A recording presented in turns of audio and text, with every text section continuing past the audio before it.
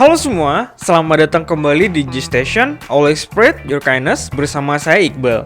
Di sini kami akan memberikan informasi seputar inovatif teknologi dalam dunia bisnis, pendidikan, sosial maupun budaya. Dan pada kesempatan kali ini kita mendatangkan seorang software engineer dari salah satu perusahaan inovatif teknologi di Surabaya yang nanti kita akan bertanya seputar Internet of Things dan juga tentang Big Data. Bagaimana untuk kelanjutannya? Jadi langsung saja.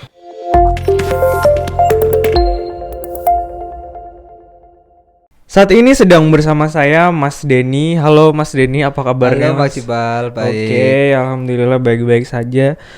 Mungkin untuk pertama kita tanya-tanya dulu nih ke Mas Denny. Sebelum itu sebenarnya siapakah seorang Mas Denny ini? Mungkin bisa kita kenalan dulu. Ya, terima kasih Mas Iqbal. Ya, sebelumnya perkenalkan, nama saya Denny Rohim, biasanya dipanggil Denny. Saya salah satu software engineer di Java Dwipa. Ya, saya sendiri untuk di bidang software engineer lebih dari 5 tahun sih. Tuh ini tapi ya fokusnya di software engineer ya mungkin 5 tahunan ini yang mau fokus untuk di software engineer IoT. Khususnya berarti 5 tahun ini ya Mas 5 ya? tahun ini. Jadi dari tahun kurang lebih 2017. Ya, betul. Dari 2017. Itu sebelumnya udah udah kenal software engineer dulu atau benar-benar di waktu 5 tahun ini Mas baru tahu software engineer itu seperti ini gitu? Untuk sebelumnya sih saya sudah mengenal untuk di bidang software engineer. Ya mungkin hanya di software engineer yang hanya di sistem informasinya saja. Tapi untuk yang 5 tahun ini mungkin merambah ke ranah ke IoT-nya. Kayak IoT-nya ya Mas ya? Ya. Oke. Jadi mungkin nanti ini kita akan cukup banyak membahas yang pertama terkait IoT dan yang kedua nanti mungkin terkait Big Data juga ya Mas. Iya, betul. Big Data mungkin nanti akan saya coba tanya-tanya ke Mas Denny gitu. Sebelumnya mungkin kita akan membahas terkait IoT itu sendiri. Menurut Mas Denny yang sudah 5 tahun berada di software engineer program IoT itu mungkin bisa sedikit bercerita Mas. IoT seperti apa? IoT sendiri itu kan suatu konsep untuk pengembangan sistem yang ada di teknologi sekarang ini untuk kebutuhan mencapai, dan dalam konsep itu ada yang namanya artificial intelligence AI, terus ada juga yang perangkat atau sensor yang berkaitan juga connectivity dan juga sistem informasinya sendiri. Itu yang menghubungkan gimana terciptanya konsep IoT tersebut gitu. Jadi kan segala sesuatu, dan kalau IoT itu sendiri kan istilahnya Internet of Things. Nah, segala sesuatunya berkaitan dengan internet. Jadi pengoperasiannya ataupun pengendaliannya itu yang melakukan dari jarak jauh. Jadi terhubungnya melalui internet seperti itu. Jadi yang berkaitan di situ ya dari perangkat, koneksi sama controllernya ya, seperti itu. Oke. Jadi istilahnya automation system juga ya Mas ya? Ya, bisa automation system yang dikendalikan menggunakan smartphone atau perangkat dengan jaringan internet gitu. Oke. Sebenarnya itu hal yang ingin dicapai di era 4.0 ini ya Mas ya berarti Mas ya. Nah, mungkin Mas Denny bisa bercerita dari beberapa project-project yang mungkin pernah Mas Denny kerjakan di bidang IoT ini sendiri, itu seperti apa? Nah, kalau yang untuk project saya sendiri itu contohnya saja untuk ini monitoring bendungan. Monitoring bendungan itu yang sekarang sedang saya kerjakan. Itu monitoring bendungan itu suatu sistem dari sistem sensor itu mengirim data ke server itu mengolah data tersebut untuk ditampilkan ke aplikasi. Nah, aplikasi juga ada controller untuk action controlnya ke sensor tersebut. Jadi ada di situ kan ada perangkat, koneksi sama sistem informasi. Nah, di situ itulah karena IoT sendiri kan itu berhubungan sama koneksi dan perangkat dan sistem. Jadi itu yang menjadikan konsep IoT itu tersebut terjadi. Di bendungan itu sendiri kan ada sensor yang mengukur untuk pengukuran debit air, untuk keluarnya air, dan untuk sensornya itu nanti kan dari data itu dikirimkan ke sistem, dan sistem mengolah itu untuk ditampilkan ke monitor untuk ini, dan itu kan juga melalui dari jaringan. Nah, seperti itulah ininya konsepnya dari IoT, untuk sederhananya seperti itu. Jadi dari istilahnya dari kameranya buat membaca kondisi realnya seperti apa, kemudian ditransfer ke monitornya, lalu nanti dari sana bisa diolah lagi gitu ya Mas ya? Lebih tepatnya ditransfer ke server sendiri, server yang olah untuk ditampilkan ke monitor seperti itu. Nah, sistem itu yang menampilkan ke monitor untuk kebutuhan monitoring seperti itu. Itu apakah cuma monitoring aja atau ada sistem yang digerakkan juga Mas? Dari yang dibaca. Nantinya ketika ada sistem yang digerakkan, ada kayak misalnya di situ selain sensor juga ada kamera yang untuk digerakkan, dan juga selain itu juga nanti ketika debitnya melebihi ketentuan atau kapasitas nanti itu memicu suatu alarm untuk menginformasikan ke beberapa orang yang menggunakan di smartphone tersebut, misalnya kayak misalnya di tim PDAM atau pemadam maksudnya, pemadam ataupun petugas-petugas yang terkait di bendungan di tersebut. Daerah bendungan tersebut ya. Misalnya ada situ status yang awas atau lebih tepatnya ke awas kan ya untuk ini, itu baru memicu alarm tersebut untuk memperingati para petugas-petugas yang untuk menjaga bendungan tersebut seperti itu sih. Jadi sama halnya kayak juga mendeteksi bencana juga ya Mas ya? Ya bisa. Konsepnya mungkin secara dasarnya sama gitu ya. Sama. Dari kondisi real yang sudah ada di bendungannya, kemudian nanti dibaca apakah kondisi ini awas atau masih aman-aman aja gitu berarti ya Mas ya? Ya betul.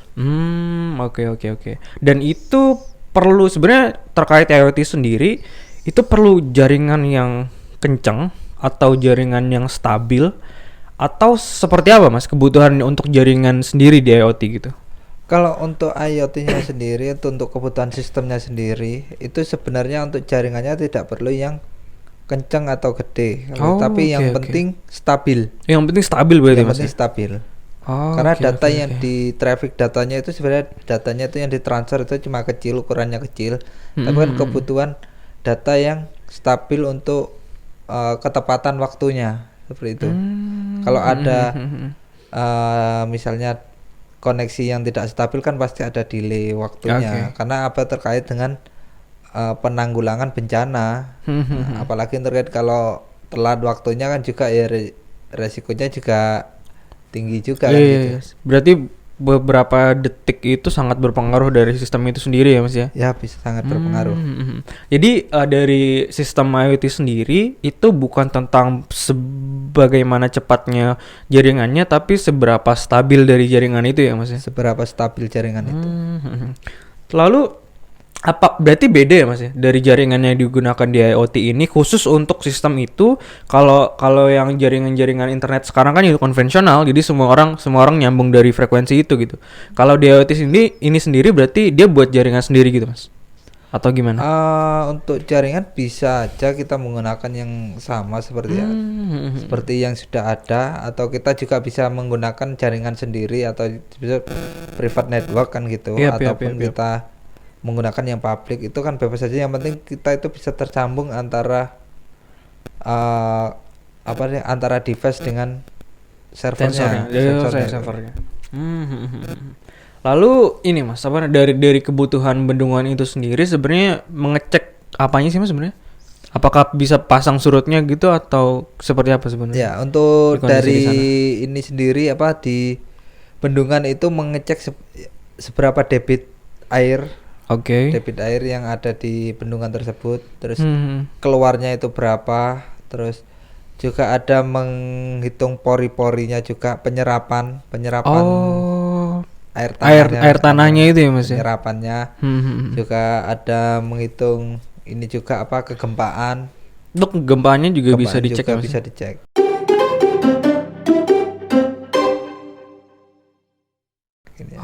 Oke. Itu untuk berapa bendungan, Mas? Untuk saat ini yang sedang kita kerjakan itu ada 4 bendungan. 4 bendungan ya, Mas. Kita garap untuk sensornya tersebut. Dan itu kita jaringannya itu lumayan karena antar pulau. Oh, dari mana ke mana tuh, Mas? Dari Sumbawa ke Lombok. Oh, main jauh juga berarti. Ya, itu kita menggunakan jaringannya pakai radio. Pakai Jadi radio. kalau ya, kita menggunakan kabel, ya berapa panjang ya? berapa panjang? Seberapa gitu panjang kan. ya? Lewat laut ya, Mas? Lewat laut pastinya kan. Jadi kita Oke. menggunakan untuk jaringannya, kita menggunakan jaringannya yang menggunakan radio. Menggunakan radio. Nah, itu kan biasanya radio ada ini tuh, Mas. Ada pengaruh cuaca atau pengaruh apa. Nah, kalau itu sendiri sebenarnya gimana antisipasinya? Ya, antisipasinya kita itu ini ada 2 pilihan. Yang pertama itu kita menggunakan radio, yang kedua itu kita menggunakan GSM. Jadi ketika Oke. radionya terganggu oleh cuaca buruk, nah itu kita menggunakan jaringannya GSM. Karena kalau GSM meskipun cuaca buruk itu kalau untuk data yang kecil itu masih bisa mampu untuk GSM. Jadi ada backup planningnya, Mas ya? Ada backupnya ya. Oh, soalnya kan kalau kita tahu dari radio itu kalau cuaca, kemudian angin dan lain-lain itu bisa sangat berpengaruh dari jaringan itu sendiri. Suhu juga ngaruh. Banyak parameter pengaruhnya kalau dari sistem itu sendiri. Cuman pasti udah ditanggulangi berarti ya, Mas ya. Dari sistem itu sendiri. Nah, lalu itu controllingnya berapa jauh, Mas, sebetulnya, Mas? Sistem dari yang bendungan itu, dari servernya itu sebenarnya berapa jauh jaraknya? Ya untuk itu ya lumayan jauh sih, kan antar pulau karena kontrolnya itu ada sih. Di Lombok. Di Lomboknya kontrolnya. Untuk kontrolnya, untuk pusatnya di situ, dan bendungannya itu beberapa ada di Sumbawa. Jadi ya baik ini kalau untuk kontrol kan mungkin ini kan untuk yang base-nya monitoring, jadi cuma sensor itu mengirim data ke server untuk ditampilkan seperti itu. Nah untuk kontrolnya cuma paling di controller kameranya saja, kamera untuk memantau area sekitar seperti itu. Jadi istilahnya monitoring kondisi aja ya, Mas ya. Kondisi bendungannya, debit airnya setinggi apa, kemudian apakah daya serap tanahnya menyerap air itu dengan baik atau enggak gitu ya berarti ya. Oke. Jadi istilahnya dari pihak sananya ingin tahu kondisi bendungannya seperti apa gitu, Mas. Tanpa harus ada orang yang mantau tiap hari di sana gitu, Mas. Atau sebenarnya ada juga yang mantau tiap hari? Sebenarnya ada yang mantau tiap hari. Nah, selain itu kan juga kebutuhan untuk real time-nya. Oh, recordingnya berarti recording kondisi realnya di sana berarti ya. Karena kan kalau ada kondisi ya contohnya misalnya banjir kan, kalau nunggu dari petugas yang lapor kan kelamaan. Kalau ada langsung sistem yang warning, belum lagi miskomunikasinya ya, miskomunikasinya juga kan minimalisir itu juga sih. Lebih efisien untuk penanggulangan kan seperti itu. Jadi kayak meminimalisir kita nyalahin orang siapa gitu di sana ya, Mas ya. Betul. Karena kita sudah dari sistemnya sendiri sudah ngebaca recording secara langsung kondisi realnya seperti apa gitu ya. Oke. Lalu ini, Mas, sebenarnya di Lombok juga sering gempa ya, Mas ya, biasanya? Ya, betul. Mungkin juga membaca kondisi itu untuk lebih aman juga, kondisi bendungannya seperti apa, takutnya jebol atau seperti apa gitu ya, Mas ya berarti. Ya. Oke. Karena kan setiap bendungan itu punya kapasitas masing-masing. Nah, itu kalau melebihi kapasitas pasti otomatis itu kan sudah statusnya sudah awas kan seperti itu. Nah, itu yang gimana sistem kami ini bisa merecord itu dan menyampaikan ke aplikasi supaya ditampilkan kalau statusnya itu awas seperti itu kan. Jadi bisa memberikan istilahnya informasi secara real time kan. Oke.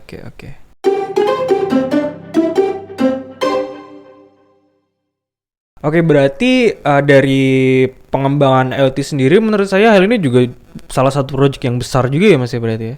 Ya, salah satu proyek yang besar juga terkait pemanfaatan IoT itu sendiri. Dan ini baru satu proyek ya, Mas ya. Belum ada proyek beberapa proyek yang lain yang mungkin sistemnya controlling juga atau ada aktuatornya juga mungkin Mas? Ya. Project yang lain? Ya, untuk ini ya sama halnya kayak ini ada controllingnya juga. Itu juga yang terkaitan dengan IoT juga itu contoh aja itu yang one gate system. Oh, oke. One gate system. Ya, misalnya ada apa? Kayak tamu itu kan biasanya kan kalau konvensionalnya kan mereka lapor ke security, baru security memberikan akses kan, lagi gitu. Akses. Nah, aksesnya kan cuma tulisan aja kan, kadang kan untuk kebutuhan perusahaan kan kadang membutuhkan track recordnya, siapa saja sih yang masuk ke wilayah terus jumlah tamu bulan ini berapa, terus karyawanku itu kemana saja sih kan gitu. Kan itu bisa dideteksi dengan menggunakan one gate seperti itu.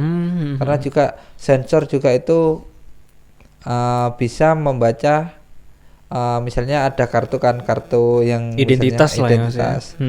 Ada sebuah kartu kan sekarang base-nya yang kartu misalnya ada tamu masuk itu dikasihkan kartu untuk akses.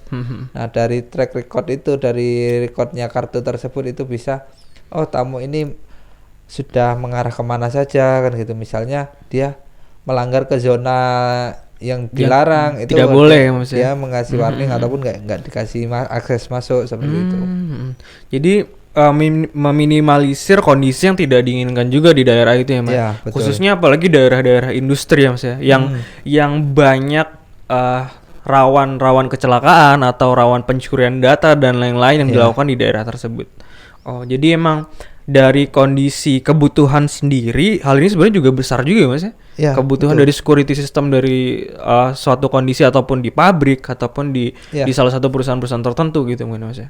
Ya, betul.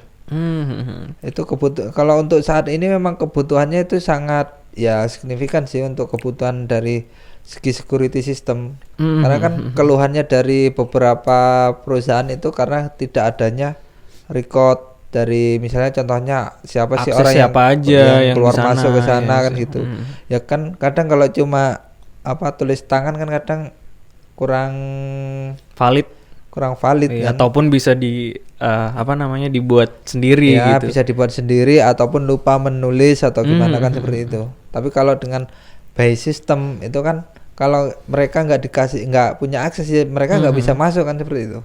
Jadi juga mengurangi manipulatif kondisi juga manipulatif data juga kan. Juga mereka juga bisa mengecek data recordnya itu ya juga secara up to date, lebih cepat ketimbang yang secara real time daripada yang konvensional yang laporan tiap manusianya gitu ya Mas ya. Sedangkan ini udah akan terbaca langsung oleh sistem gitu Mas. Terbaca langsung oleh sistem siapa aja dan dia mengarah kemana saja, itu dia masuk zona terlarang atau enggak kan seperti itu. Siapa aja yang masuk ke akses tertentu itu pasti ada ketentuannya sendiri juga berarti ada ketentuannya tersendiri. Kayak misalnya ruang server, siapa aja yang bisa masuk ruang server. Itu mungkin ini juga sangat membantu untuk perusahaan-perusahaan sendiri ya Mas ya. Sangat membantu untuk men-security dari kondisi perusahaannya sendiri gitu. Apalagi kan banyak sekarang yang kayak building system itu banyak yang menggunakan seperti itu. Misalnya kayak perusahaan itu misalnya akses ini hanya bisa masuk ke bagian divisi ini, ke lantai misalnya lantai 4 ya hanya bisa kartu itu bisa mengakses ke lantai 4. Misalnya tujuannya tamu tersebut ke lantai 5 bagian keuangan, ya dia cuman bisa mengakses ke sana aja Mas ya. Lantai 5 saja. Jadi itu recordnya juga tercatat dan tamu itu ya sesuai tujuan seperti itu. Tidak bisa kayak ingin kemana secara bebas gitu, nggak bisa ya Mas ya? Nggak bisa. Dan ini juga mengurangi adanya miskomunikasi dari tiap staffnya atau karena udah terbaca langsung dari sistem itu sendiri gitu ya Mas ya. Sebenarnya juga banyak sekali saya rasa kayak penerapan IoT di kondisi sekarang, seperti misalnya di bandara pun itu ada kayak sensor yang ada monitornya, nanti kita bisa dicek langsung suhu tubuh kita berapa, apakah suhu tubuh orang tersebut melebihi batasnya atau seperti apa, dan itu sangat membantu dari kondisi sekarang gitu ya Mas ya. Betul.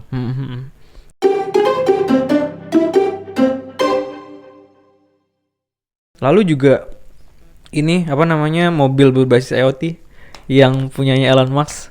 Itu kan juga basisnya IoT juga ya Mas ya. Meminimalisir kecelakaan juga sebenarnya. Ya mungkin di awal orang-orang meragukan nih, gimana ini kalau yang nyupirin kita tanpa orang sama sekali gitu.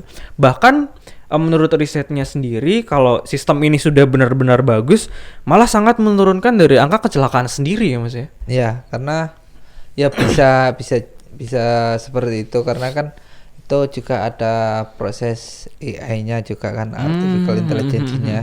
Jadi setiap sistem itu selalu belajar dengan kondisi yang diterima kan, misalkan itu kan inputan dari sistem sendiri, misalnya kayak kendaraan yang smart car itu kan. Nah, itu kan dia membaca track kendaraan atau ada apa kan, dia dibaca itu polanya atau apa, dia dimasukkan sebagai data untuk learningnya sistem itu sendiri.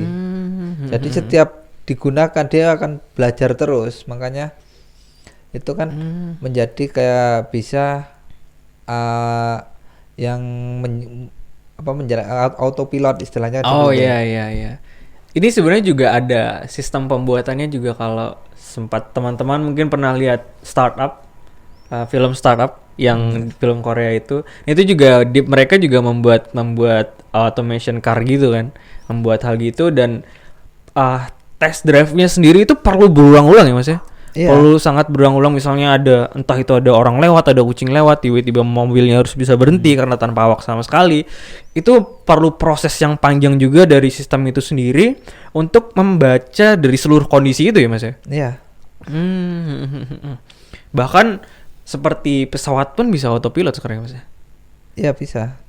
Karena karena kenapa kok harus dilakukan pengujian berkali-kali, karena untuk menghindari adanya ya false negatif dan false positifnya itu. Karena kan sistem itu kan, kalau di sistem ya kalau 1 tambah 1 ya 1 kan, seperti itu. Gak bisa tiba-tiba ke yang lain gitu ya. Jadi ya kalau manusia kan misalnya ya belok kanan, ya kalau ada batu ya kita harus belok kiri kan, seperti itu. Nah, tapi kan kalau sistem misalnya belok kanan, kalau sistemnya itu nggak bisa membaca batu, itu berarti tetap aja belok kanan meskipun ada batu di depan kan. Berarti istilahnya bagaimana sistem ini membaca seluruh kemungkinan yang ada berarti Mas ya? Iya. Berarti emang harus dibuat sepintar itu dari sistemnya itu sendiri. Makanya kayak ada yang artificial intelligence itu dari Mas ya.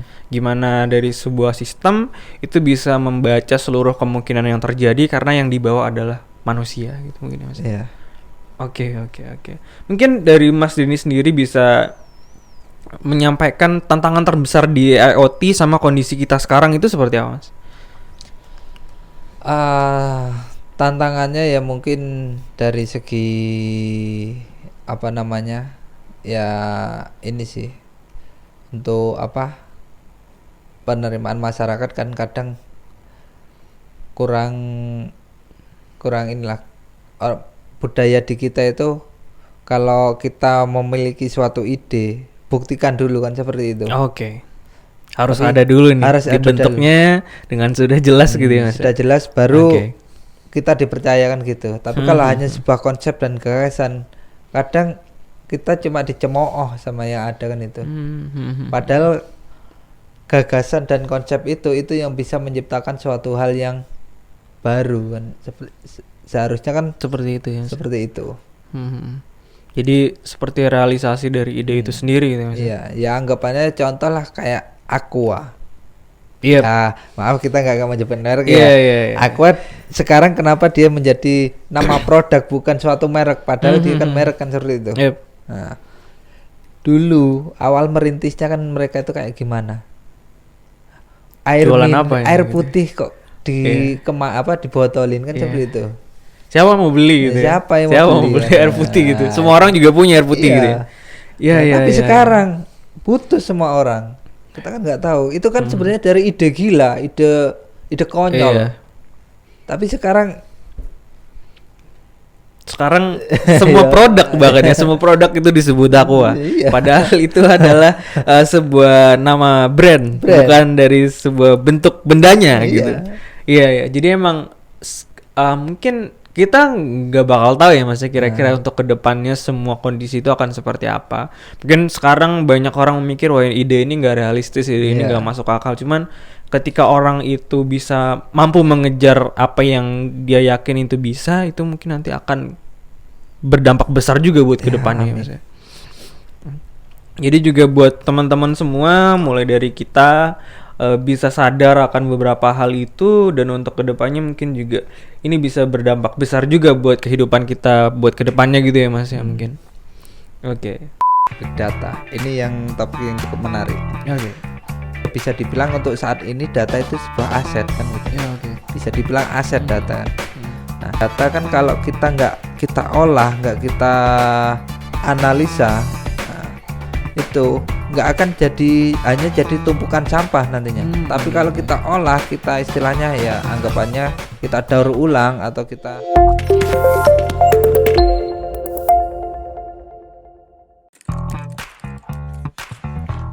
Terima kasih telah menonton channel kami, dan jangan lupa like, comment, and subscribe channel kami di Gstation Indonesia, dan jangan lupa follow kami di Instagram gstation.id. Terima kasih telah menonton, dan jangan lupa saksikan kami di konten-konten selanjutnya.